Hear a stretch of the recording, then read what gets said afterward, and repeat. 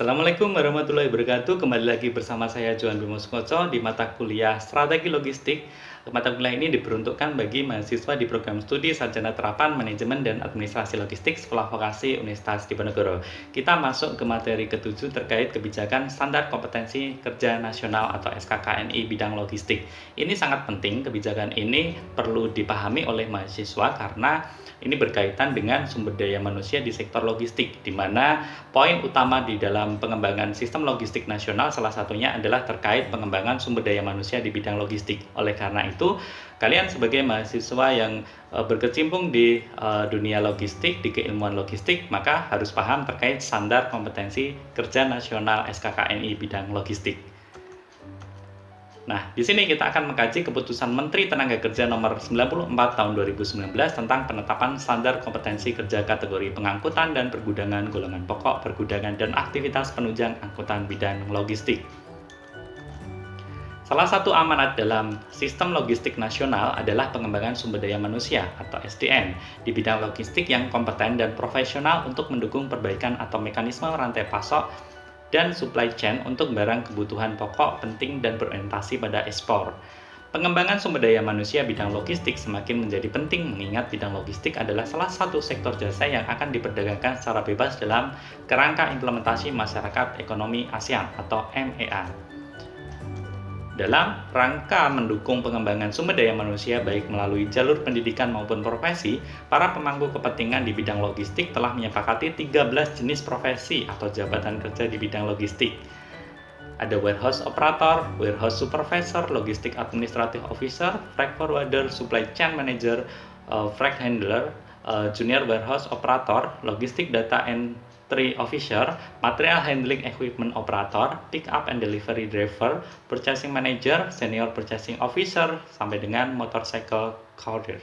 Ada 13 jabatan kerja di bidang logistik ini. Namun demikian, dari kebijakan ini terkait SKKNI nomor 94 tahun 2019 tentang penetapan standar kompetensi kerja kategori pengangkutan dan pergudangan golongan pokok, pergudangan dan aktivitas penunjang angkutan bidang logistik ini ada beberapa pekerjaan atau jabatan kerja yang dibahas, yaitu warehouse operator, warehouse supervisor, logistik administrative officer, freight forwarder, sampai dengan supply chain manager. Jadi ada 5 jabatan kerja yang dianalisis. Untuk sisanya yang lain saat ini sedang digodok oleh pemerintah untuk membuat SKKNI yang runut sesuai dengan jabatan kerja yang belum tercantum tersebut. Jadi 5 dari okupasi yaitu warehouse operator, warehouse supervisor, logistik administrasi officer, freight forwarder, supply chain manager telah didukung oleh 46 unit SKKNI yang ditetapkan melalui keputusan Menteri Tenaga Kerja nomor 94 tahun 2019 tentang penetapan standar kompetensi kerja kategori pengangkutan dan pergudangan golongan pokok, pergudangan dan aktivitas penunjang angkutan bidang logistik. Penggunaan SKKNI.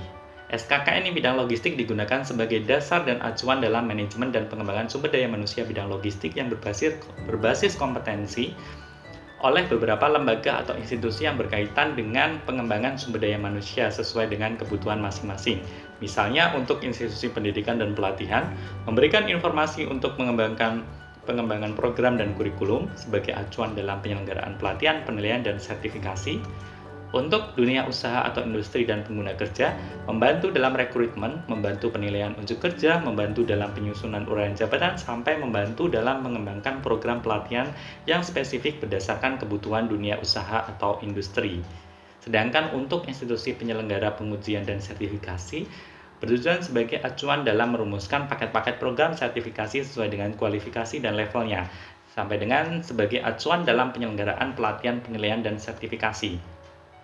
Adapun terkait kebijakan ini mengatur berbagai unit-unit kompetensi. Misalnya ini ada beberapa unit kompetensi: menggunakan peralatan teknologi informasi di tempat kerja, melakukan kegiatan pemeliharaan kebersihan, menerapkan praktik kerja yang aman di tempat kerja, melindungi keamanan sistem informasi data elektronik, melindungi dan mengamankan aset informasi.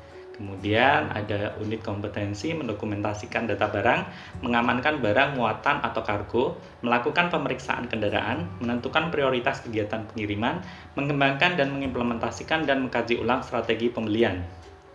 unit kompetensi yang lain, semacam membina hubungan kerja dengan pemasok, mengelola pembelian domestik dan internasional, mengelola dan mengawasi sistem arsip bisnis, melakukan transaksi daring, sampai dengan merencanakan pembelian.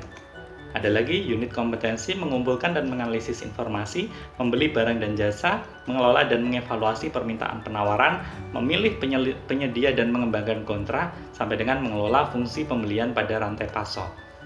Nah, demikian yang dapat kita kaji dari Keputusan Menteri Tenaga Kerja Nomor 94 Tahun 2019 tentang penetapan standar kompetensi kerja kategori pengangkutan dan pergudangan, golongan pokok pergudangan dan aktivitas penunjang angkutan bidang logistik. Oke, terakhir saya mengambil quote dari Ponco Hardianto, membangun manusia untuk memanusiakan manusia membutuhkan komitmen, konsistensi, dan kompetensi. Saya Johan Bimo Sukoco, sampai jumpa di materi-materi berikutnya. Salam sehat, Assalamualaikum warahmatullahi wabarakatuh.